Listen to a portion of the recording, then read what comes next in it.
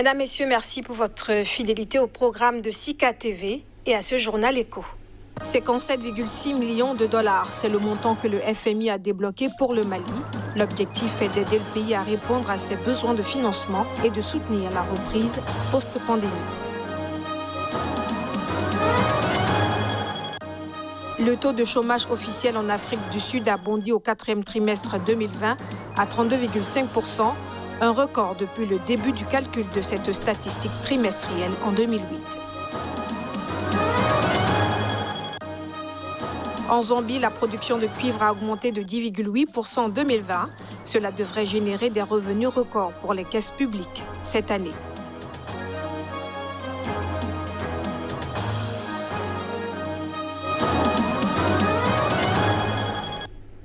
Pour soutenir son programme de réforme économique, la République du Mali a obtenu un accord de décaissement immédiat d'un montant de 57,6 millions de dollars de la part du Fonds monétaire international. C'est à l'issue de son conseil d'administration tenu le 22 février à Washington, aux États-Unis. Au Mali, les réformes mises en œuvre par le gouvernement orientées vers la lutte contre la crise sanitaire de Covid-19 et ses conséquences, la réduction des dépenses non prioritaires, la stabilité macroéconomique et la viabilité budgétaire, ainsi que les mesures favorables à la croissance et à la lutte contre la pauvreté, ont été saluées par les membres du conseil d'administration du FMI, le Fonds monétaire international. Le renforcement de la mobilisation des recettes internes à travers la téléprocédure, télédéclaration et télépaiement, l'aide aux ménages pauvres et vulnérables sont entre autres des réformes qui ont retenu l'attention des administrateurs du FMI. L'institution a accordé un décaissement immédiat de 57,6 millions de dollars au Mali. Ce financement intervient au terme de la conclusion des deuxième et troisième revues du programme économique et financier avec le FMI, soutenu par une facilité élargie de crédit approuvée par le conseil d'administration en août 2019. Il permettra de soutenir les efforts du gouvernement pour faire face aux besoins de financement du pays, de soutenir les dépenses sociales et la relance économique post-pandémique.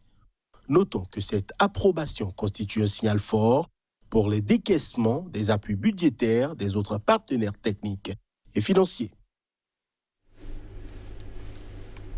Le taux de chômage en Afrique du Sud a atteint un niveau record de 32,5% entre octobre et décembre 2020. L'information a été donnée par le chef de l'Agence gouvernementale des statistiques. L'économie la plus industrialisée du continent était déjà en récession lorsque la pandémie a frappé en mars 2020. Mais des mois de restrictions continuelles pour endiguer le virus ont étouffé l'activité économique. Au troisième trimestre 2020, le taux de chômage en Afrique du Sud était de 30,8%. Entre octobre et décembre 2020, il a atteint un niveau record de 32,5%, une augmentation de 1,7%. Le nombre de personnes sans emploi a crû de 701 000 par rapport au troisième trimestre pour atteindre 7,2 millions. Now, let us look also, we have what we call... Nous avons aussi ce que nous appelons le demandeur d'emploi découragé. Du troisième au quatrième trimestre, nous avons constaté une augmentation d'environ 200 000 personnes, passant de 2,7 millions de personnes au troisième trimestre à 2,9 millions au quatrième trimestre 2020. L'Afrique du Sud, économie la plus industrialisée du continent, était déjà en récession lorsque l'épidémie de coronavirus s'est répandue en mars 2020. Les mesures restrictives pour tenter d'endiguer la propagation du virus ont encore aggravé la situation économique. Les jeunes comme les femmes restent vulnérables sur le marché du travail. Et lorsque nous parlons de jeunes âgés de 15 à 24 ans. Leur taux de chômage s'élève à environ 62% et le taux de chômage des femmes en général est supérieur à la moyenne nationale. Si l'on intègre le nombre de sans-emploi toutes catégories confondues, ayant renoncé à leur recherche au nombre de sans-emploi du 4e trimestre, pris en considération pour le taux officiel, le taux de chômage devrait être de 42,6% pour le 4e trimestre, en baisse de 0,5 points de pourcentage par rapport au 3e. Au Zimbabwe, les producteurs souhaitent un accroissement de la transformation de la feuille de tabac. Le sous-secteur du tabac est l'un des principaux contributeurs à la croissance économique. Si le pays est un champion des exportations de la feuille vers l'Asie, il n'arrive pas encore à tirer profit de la valeur ajoutée créée par la transformation de cette feuille. Au Zimbabwe, l'Association des producteurs de tabac a appelé le gouvernement à accroître ses efforts dans le segment de la transformation afin d'améliorer les revenus générés par la filière. Alors que le pays est l'un des principaux producteurs mondiaux de la feuille, il exporte la quasi-totalité, 99% de sa récolte, surtout vers la Chine. Le président de l'association indique que l'exécutif pourrait notamment établir un quota maximal à l'exportation de tabac afin de permettre à l'industrie de transformation de disposer de suffisamment de matières premières. Par ailleurs, les incitations fiscales et non fiscales seront également importantes pour attirer les investissements dans la chaîne de valeur et favoriser l'installation d'usines de production de cigarettes. Cet appel des producteurs intervient dans un contexte où les exportations de tabac ont chuté en volume de 23% à 178 700 tonnes en 2020 pour 444 millions de dollars. Si la feuille est traditionnellement la première source de recettes en devises du Zimbabwe, l'exécutif ambitionne de faire occuper cette place au cannabis en 2021 avec des recettes de 1,25 milliard de dollars. Pour rappel, la culture du tabac occupe environ 170 000 personnes. Après le Zimbabwe, la Zambie. La Zambie est le deuxième producteur africain de cuivre. La production a raté de peu les 900 000 tonnes en 2020, une barre que le pays veut franchir en 2021. Alors que le métal rouge affole les compteurs en bourse, cela devrait générer des revenus records pour les caisses publiques cette année. La Zambie a produit 882,61 tonnes de cuivre l'année dernière, contre 796 430 tonnes en 2019. Selon les autorités, cette hausse de 10,8% est un record historique pour le pays. Cette performance est le fruit des bons résultats enregistrés par certaines opérations dans le pays au cours de l'année. C'est le cas de la mine Lumwana, où la production a augmenté de 16% en glissement annuel pour atteindre 125 200 tonnes. First Quantum Mineral a également enregistré une hausse de 14% de la production de cuivre, portant le total de la compagnie dans le pays à 472 000 tonnes. Il faut souligner que ces résultats auraient sans doute été meilleurs sans la pandémie de Covid-19 et les tensions entre le gouvernement et les géants miniers Glencore et Vedanta. Ces deux situations ont en effet perturbé la production.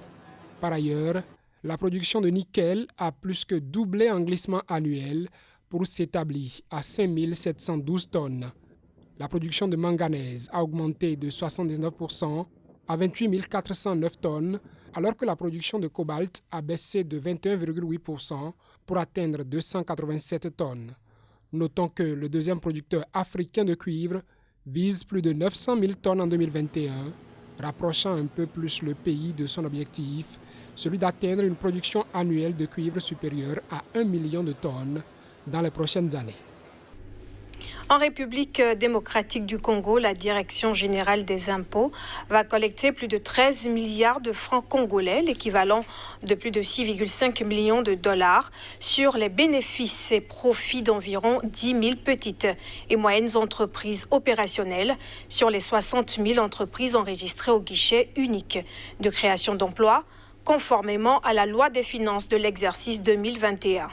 En 2020, les prévisions budgétaires sur les impôts des bénéfices et profits des entreprises de petite taille avaient été estimées à plus de 3 millions de dollars pour les 6 premiers mois.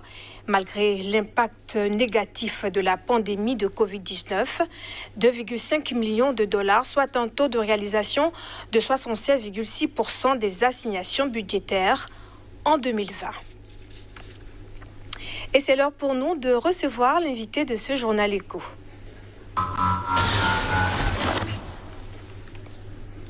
Casimir Pedjo, bonjour. Bonjour Bénédicta. Vous êtes le directeur de publication du quotidien La Nouvelle Économie. C'est bien ça. Nous parlons du pays des hommes intègres, donc le Burkina Faso. La Banque mondiale est le premier bailleur de fonds du Burkina, du pays. Donc, comment cela se fait-il? Merci. La Banque mondiale, voilà, comme vous le disiez, a été révélée comme le grand partenaire au développement, notamment en ce qui concerne l'apport extérieur, c'est-à-dire la dette extérieure du Burkina Faso, pour le compte donc des 5 dernières années. En effet, sous l'année revue, c'est-à-dire 2017, pour un besoin de 1140 millions voilà, de dollars, soit 663,11 milliards de francs CFA comme besoin au niveau du pays en termes donc de dette extérieure. La Banque mondiale est venue à hauteur de 70,75%, environ 11%, donc 70,75 voilà, millions de dollars, ce qui représente une cagnotte très consistant en ce qui concerne donc la dette extérieure, et la Banque mondiale se situe ainsi comme le premier partenaire, juste devant la France, 52,41 millions de dollars, la Banque africaine de développement, 51,76 milliards. Et donc, quand nous prenons les trois en termes donc d'apport au niveau donc de ce pays, c'est la Banque mondiale qui se situe, et ceci grâce donc aux bonnes intentions qu'a affiché le Burkina Faso en termes donc de respect des normes au niveau de la dette extérieure, en termes également de la gestion de cette dette-là, et enfin en termes de bonne gouvernance. Le Burkina Faso s'est quand même situé comme un bon, je dirais, partenaire de cette banque-là, et voilà, la Banque mondiale n'a pas hésité à sortir donc son portefeuille. Alors, beaucoup de voix s'élèvent contre la nature de cette dette. Pourquoi ?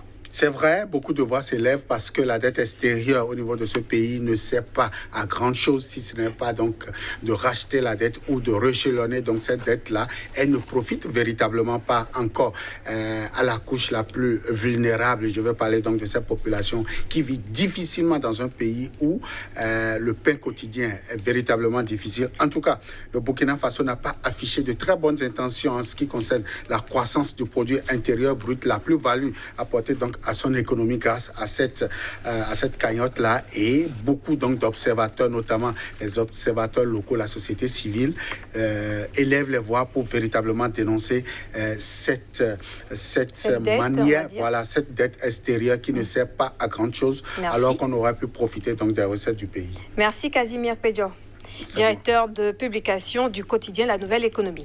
Mesdames, Messieurs, ce sera tout pour cette édition. Merci de l'avoir suivi et restez avec nous sur Sika TV.